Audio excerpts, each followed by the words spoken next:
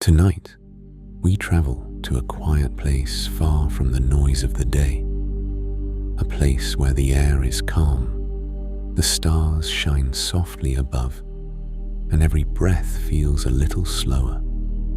Find a comfortable position, close your eyes, and let the story carry you gently into sleep. The island sat at the edge of maps, that edge which cartographers would quietly smirk about. That place, that hardly counts. But the island counted. It counted because it had rocks, and rocks do not sink. It counted because every night its lighthouse burned, and light does not rise from somewhere that doesn't exist. The island had no name, or rather it once did, but the name had fallen into the sea. In which year and which storm, no one quite knew anymore.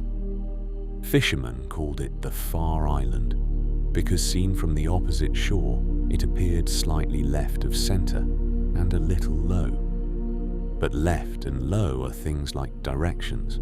They shift with the season, shift with where you're standing. The island, though, did not shift. It stayed. The lighthouse stayed too. Built from stone, softened over the years by salt water, its corners worn smooth and rounded. By appearances, it had been there a long while, as long as the island, perhaps longer. An old belief held that the island itself had risen from the sea only after a light existed to call it up, that land needed a beacon before it could commit to leaving the water. But that is a story, and stories are stories. Inside the lighthouse there was a room. Inside the room there was a bed. Inside the bed, every night, Ellis slept. Liss's name was really Elise, but someone once tripped over the third syllable and called her Ellis, and that name stuck. Things that stick tend to be the right ones, the way sea moss clings to rock. Nobody says the rock consented to becoming moss, but it has, hasn't it? Ellis hadn't exactly come to the lighthouse. She'd more or less washed up there. 3 years ago, or 4, she'd stopped counting. She'd been crossing south of the island in a small boat when the engine quit. The oars proved useless, and by morning she found herself at the base of the lighthouse stones. The lighthouse was empty then, nobody inside. Just the bed, a broken table, a stove, and a lens mechanism that wouldn't turn. She spent the first week undecided about leaving. The second week, she spent fixing what could be fixed. By the third week, the lens had started turning again, and Elise no longer wanted to go. Because when the lighthouse lit up, something happened. Not outside, but inside. As if the flame wasn't just igniting the gas lamp, as if something long extinguished was catching fire again alongside it. She had no words for this. She wasn't supposed to. Some things vanish the moment you name them. Days on the island moved slowly. Not as a complaint, as a fact, the way you might say, stone is hard, or the sea is salt. Time slowing down wasn't a problem. It was simply the nature of the place. Mornings, Ellis woke not early and not late. She woke with the light. The first daylight through the window struck her face, and her eyes opened, the same hour every morning without ever glancing at a clock. There were no clocks on the island. Had she brought one, it would likely have stopped within days. Salt, damp, or the sheer weight of being left alone. She'd get up and go downstairs. The lighthouse's ground floor was kitchen and sitting room both. She'd boil water in a small pot on the stove and make tea, not steeped properly, just leaves dropped into the hot water and left to do what they could. The last supply boat had brought a kilo of tea. Someone who was here before you used to brew seaweed, the boatman had said. Seaweed tea made sense, she thought. Seaweed is the sea's own leaf, in a way. She'd take her cup outside. She'd sit on the flat slab of rock on the south side and look at the water. Looking, meaning her eyes on the sea, but her mind elsewhere. Or nowhere. That hollow, clockless state inside her. Some would call it peace. Some would call it emptiness. Ellis had given up deciding which was correct.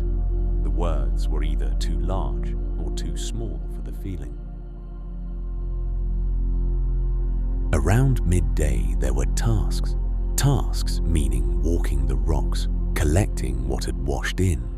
Timber, rope, sometimes objects strange and nameless, repairing the stove or attempting to, fishing, usually unsuccessfully, sometimes not.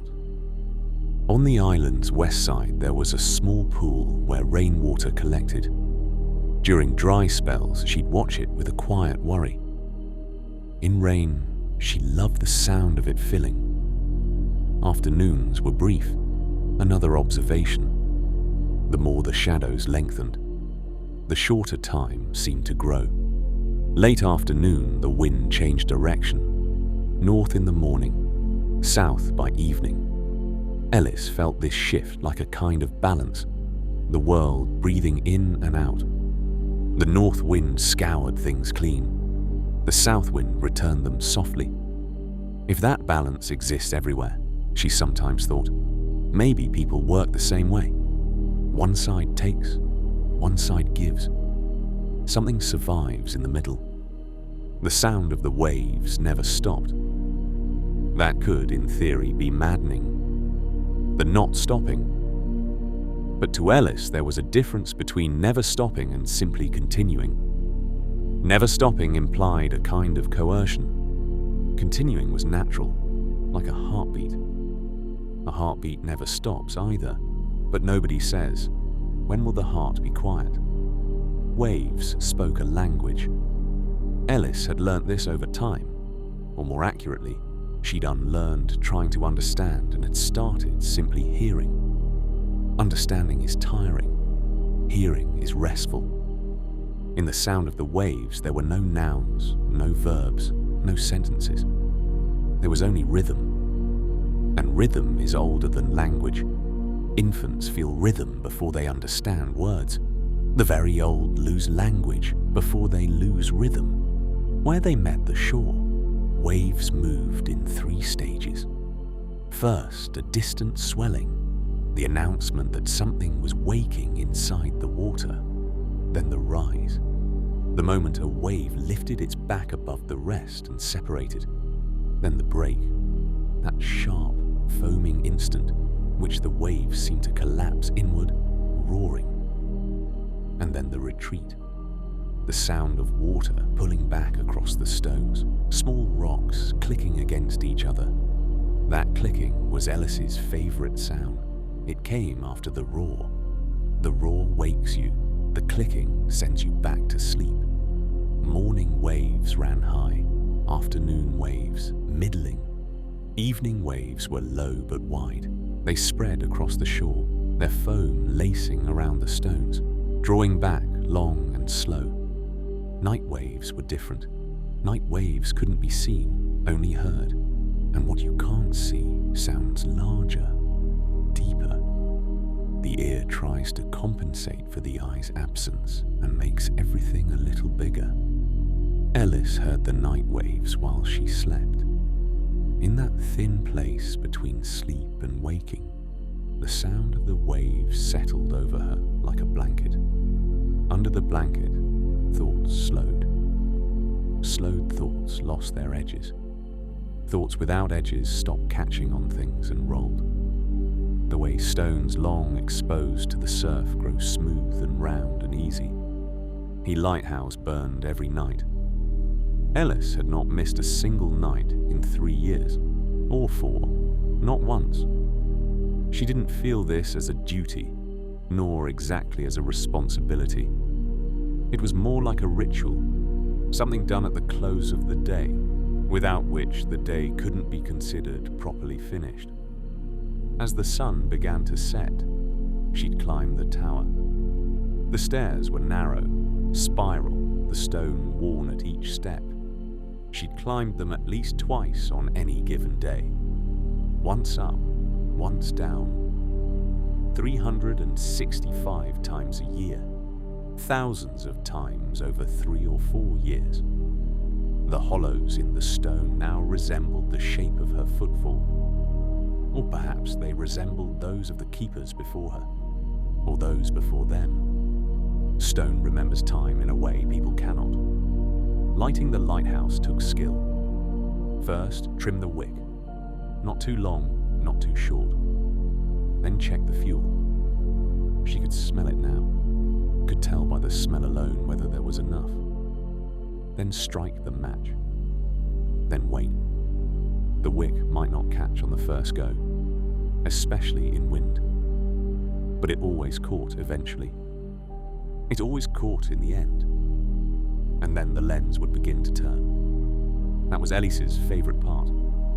It turned heavily. Heavy, but steady. By the first quarter rotation, the light was still weak. By the second, it strengthened. By the half turn, sweeping the far side, it was at its strongest. Then it eased back, dimming toward the next pass. The cycle repeated roughly 6 times a minute. She hadn't counted this. She felt it, the way you feel a pulse without measuring it. After lighting the lamp, she'd climb all the way up and step outside. The small platform at the top of the tower was exposed to wind, cold most of the time. But what you saw from there was unlike anything below. The sea looked different at night than it did by day. Daytime blue and green, nighttime black and silver. When the stars reflected in the water, it became impossible to tell which were in the sky and which were in the sea. Ellis liked the confusion. Confusion is the reward for those who have grown tired of telling everything apart. She'd come back down, make her evening tea, darker than the mornings, though she didn't much mind. Feed the stove another piece of timber. Sit a while, just sit. Sometimes she'd open a book. Books left behind, books washed ashore, books brought by supply boats. Sometimes she'd open one and not read, her eyes resting on the page while her mind rested somewhere else entirely. Waves outside. And slowly the weight would come to her eyelids. Leap was different on the island. Ellis hadn't noticed at first. Noticing requires comparison. And comparison requires memory. The sleep she'd known in the city had gradually faded, the island's sleep covering over it. In the city, sleep had usually been exhaustion. The day ended, work ended, energy ended, sleep arrived. A necessary shutdown. Island sleep was different. It hadn't been forced. It had been invited. The day passed slowly. The evening closed softly, and sleep felt like arriving somewhere you'd been heading. A deliberate arrival, something in its own right. The bed was narrow but deep, meaning the mattress had a gentle sag, shaped to hold whatever body lay in it. Ellis had struggled with this at first. Her city bed had been firm and flat, the kind marketed as orthopedic. This bed required surrender. It took her a few weeks to understand that surrender could feel like something other than defeat. When she lay down, the lighthouse outside kept turning. The light didn't reach the bedroom. The window faced away from the beam, but there was a faint brightness on the walls, the reflection of far-thrown light. This brightness repeated 6 times a minute. Ellis knew this, but knowing was different from seeing. Those first evenings, she'd tried to count the rotations. She fell asleep, counting, slept better once she stopped. The sound of the waves had worked its way into the ceiling and walls, it seemed. The stone itself swayed slightly, or seemed to. No real movement. But what is the truth of a feeling? A feeling that is felt exists. Elise felt this gentle rocking while she slept, and the mind kept receiving it even after sleep deepened, until full sleep came, and there was no more receiving. Only the thing itself. Dreams on the island were different too, or perhaps dreams were the same, but what survived into waking had changed. City dreams were mostly urgent. Running, catching up, being lost, trying to find something. Island dreams were mostly like water, not still, flowing, but flowing without urgency. In dreams there were other islands, the lights of other lighthouses, sounds from beneath the surface, not fish, sounds, the sea's own voice. And mornings, waking was different too. In the city, an alarm rang or noise woke you. A door slamming, a car passing, a neighbor's radio. On the island, the light woke her. Light wasn't sound, but it entered through the window glass. Not yet strong, just enough to say, I'm here. And that I'm here was enough. It is enough for most things, really. A signal, a word, a presence saying I am here. You fill in the rest yourself. Hat night, one particular night, the night inside all nights. A storm was coming. Ellis had felt it since midday. The southern wind had shifted, coming now from the west, and west wind was a bad messenger here. The color of the sea had changed. First deep green, then grey-green, then simply grey. Clouds had gathered on the horizon, low and heavy, as if pulling everything toward them. She'd lit the lighthouse earlier than usual.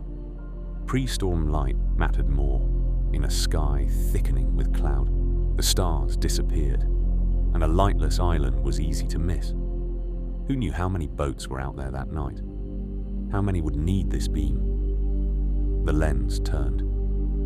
Ellis watched it, the light sweeping outward with each rotation. Far off, lightning, horizontal, long, over the open water. The thunder arrived late. The distance was still large. She had time enough. She went down and lit the stove. Not tea this time, warmth only. The stove had its own music, the crackle of wood taking fire, sometimes a pop, sometimes a hiss. Everything burns differently. Oak burns full and slow, pine fast and bright. The salvaged timber from the rocks burns in strange colors. The salt in it sometimes throws blue into the flame. This still surprised her. It shouldn't have by now. The storm arrived while Ellis was trying to sleep. Not quite sleeping. She was in that middle place. Thoughts gone soft, but consciousness still present. Wind struck the tower first.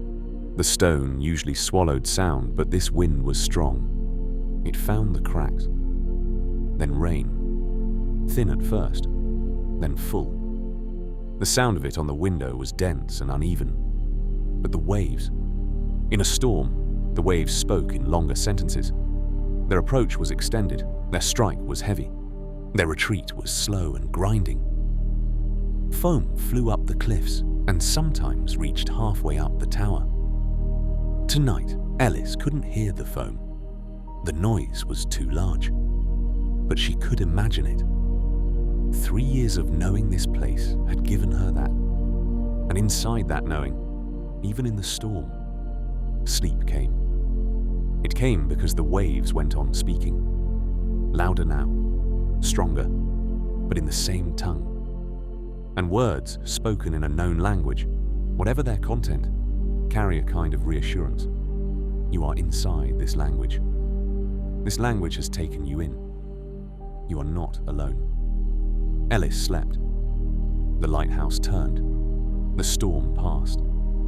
His boat came at the end of June, or the start of July. Ellis kept no calendar, but the colour of the water and the angle of the sun pointed to one or the other.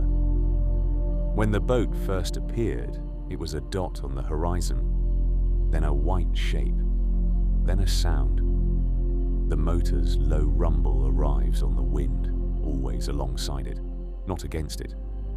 Ellis didn't go down to the jetty right away. She waited a little, sat on her rock, looked at the sea. The boat slowed, turned, came alongside, tied up. A man stepped out. The man was neither young nor old. That middle range that's hard to describe. His face had the creases of someone who'd spent years on the water, carved by sun and salt and wind. He carried a bag, wore a small pack on his back. He looked at Ellis. She looked at him. Neither spoke for a moment. "Light's still burning," the man said at last. Not a question, an observation. "It's burning," said Ellis. He nodded, looked around, at the state of the tower, the rocks, the shore. "Well kept," he said. "I do what I can." He opened his bag and took things out. Food, matches, a tin of lamp oil, tea. Held them out to her. "I come every season," he said. "Last season when I came, there was nobody here." "I wasn't here yet," said Ellis. He nodded again, as though this were an explanation, as though it were enough. Maybe it was. They sat together for a while on the rocks. The man looked more than he spoke. So did Ellis. The sea was between them, or in front of them both. Something that didn't shift, a shared point. There may have been much to say, but none of it was urgent. Things that aren't urgent can wait. Waiting is not a bad thing. "Need anything?" the man asked before he left. Ellis thought about it. Actually thought. Didn't let the question slide past. "Not right now," she said. He smiled. "Small. Quiet. Good," he said. "I'll come again." The boat left. The island stayed. So did Elis. Islands was the wrong word. There was never silence on the island. Wind, waves, birds. Sometimes the distant sound of a passing motor. But silence, properly understood, wasn't the absence of those things. It was a layer beneath them. Strip away the noise and you wouldn't find silence. You'd find something else. Older. Deeper. Ellis had come to understand this, or she hadn't quite understood it. Understand implied too much intention. She'd grown accustomed to feeling it. Growing accustomed to feeling is different from understanding. One involves effort. The other involves letting go. The island's silence, that deep layer, came not from the shore, but from the island's interior. From the flat rock shelf directly beneath the tower. From the patches of autumn-yellowed grass. From the insects tucked into stone cracks. None of these made sound in any obvious way, but they were all present. And their presence created something. Not the kind the ear catches, but the kind the body does. This was what Ellis liked most. Not the sound that demanded you listen, but the one that required only a pause. Slowing down. Stopping. Waiting. Then, inside the waiting, the sound would come to find you. Inside this silence, she would sometimes read poetry aloud. Aloud because there was no one to hear, or no one thought to be there. Perhaps the rocks heard, the waves heard. The sound of the waves was already a kind of reply. Ellis read. The waves answered. And maybe that was a conversation. Between species, across time. Between the known and the unknown. Most of the poems were sea poems, of course. But some weren't. Forest poems, mountain poems, city poems. Reading a city poem at the edge of the sea felt strange but good. When a city poem is read beside the ocean, two places exist at once. Words build bridges through time and space. Even if the poet died long ago, the poem still carries their voice, and that voice reaches islands too. Lens was what fascinated Ellis most. The lighthouse could have been made of stone and iron and ordinary glass. Those were unremarkable, but the lens was something else. Glass, yes, but not common glass. Cut into prisms, each section turned into a mirror or a lens in its own right, and together doing one thing: taking the small flame inside and amplifying it, shaping it, turning it into a beam, and hurling that beam out over the sea. This transformation awed her. A flame so small, no stronger than a candle, barely more than a match, and the lens made it a lighthouse. A light seen from the opposite coast, a guide for ships, something saying from far away, "Here is land, here is shore. Watch yourself." Transformation wasn't just amplification, it was direction. Flame burns equally in all directions. The lens channels it one way. The energy is the same, but when the direction changes, the effect changes. Ellis thought about her own life sometimes in this context. What had changed? The energy itself, or only the direction? When direction changes, everything changes. The same water flows differently in a changed channel. The same light falls differently through a different lens. Before the island, Ellis had been spreading outward in every direction. Attention distributed equally. Across everything reaches nothing fully. On the island, her attention moved in one direction. Now, this moment, whatever this was, and that was enough. The lens turned on every night, and Ellis turned with it, figuratively, in the daily cycle, in the seasonal rhythm, in the slow arc of the years. Turning wasn't movement. Turning was something like balance. Balance wasn't stillness. Balance was an ongoing adjustment. Autumn came to the island early. Maybe because the sea cooled early. Maybe because the wind shifted early. Maybe simply because the light changed first. Ellis would sense it at the end of August. A sharpness in the air. A slight yellowing in the colour of the sun. Evenings easing forward a little. In autumn, the sea looked deeper. The summer sea looked bright and shallow, a transparency in which the light exposed everything. The autumn sea looked dark and deep, a privacy in which the light could no longer reach inside.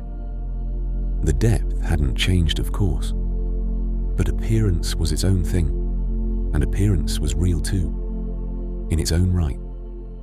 Winter hadn't been hard for Ellis, not the way she'd expected.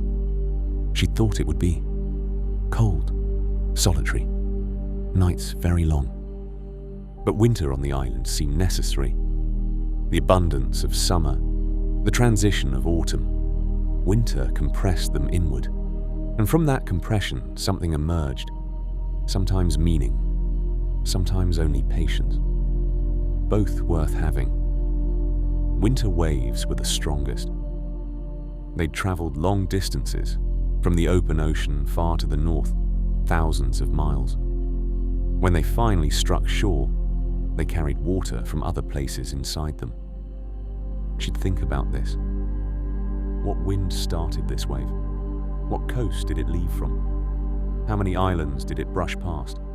How many stones did it wear? How many fishermen did it throw off balance? And now here, on this small island, it was touching Ellis's feet. Spring. Spring was the island breathing. A deep breath, long. Colours returned, but not summer colours yet. Softer still, more tentative. Something between February blue and April green. And the birds, those who'd gone quiet through winter, came back with voices familiar but fresh, as if they'd been forgotten and were being remembered. Summer was short. It's always short, everywhere. Perhaps that's why it's remembered. Brevity leaves sharper marks. The island's summer wasn't warm exactly. The sea cooled everything. But it was bright. The sun stayed late, as if it were reluctant. And Ellis would watch this reluctance, the sun's slow surrender, the night's patient victory. Every morning was new. This was a cliché. Every day a fresh start. Morning brings new possibility. But clichés usually started out as genuine observations. Before becoming clichés, they were simply true. And this one was true. Every morning on the island really was new, because yesterday's waves were gone. Today's weren't quite the same, slightly different, owing to the water being a fraction warmer or cooler, the wind sitting at a slightly different angle, the absence of whatever fatigue or alertness the day before had carried. The lighthouse had burned through last night's dark, and that was finished. Tonight, it would burn again. The stones were the same, yes, but the light on the stones was not. Ellis felt this in the mornings. She thought it might be one of the finest things in her life, the small daily permission to begin again. Not the great upheavals. Those are rare and costly. But the quiet, everyday kind. As easy as a breath. As ordinary as light coming through a window. She'd make her tea. Go outside. Sit down. Look out. And the sea was there. It was always there. That continuity was something like comfort. The sea could change, storm or calm, color shifting, sound shifting. But it persisted, kept persisting. And this insistence, this unbroken presence, reminded Ellis of her own. You persist too. You continue. From morning to morning, wave to wave, light to light. The lighthouse had lasted the night. The lens had turned until morning without pause. Now the sun was enough. The lighthouse didn't burn by day. The sun did the work better. But when night came, it would burn again. That too was a cycle. That too was a rhythm. Ellis was inside the rhythm. One small part of it, a necessary part. Where there is light, someone is keeping watch. Someone is looking out. Someone is standing there, lighting the flame, pointing across the water. Here is a place. Here is an island. Here in this small heap of stone, someone is living, and that someone lights the light every night. You may see it passing by, may be glad of it, may simply find your bearing by it. That is enough. That is already a great deal. Lighthouse, a quiet island, the slow rhythm of waves. These three things say more than you might think. The lighthouse says, there is direction, there is a way, someone is waiting for you. The island says, it's all right to stop, it's all right to settle, to put down roots somewhere. The waves say, nothing ends, everything returns, the rhythm goes on. And inside these three things, inside this small world, Ellis slept every night. While she slept, the lighthouse turned. While it turned, the waves came in. While they came, the morning was getting ready. And when morning came, Ellis woke, put out the light, made her tea, went outside. Sometimes someone would ask her. The next supply boat, a passing stranger. Don't you get bored here? Aren't you lonely? Ellis would smile, think for a moment. Then she'd say something like this. Being lonely and being alone are different things. I'm alone. I'm not lonely.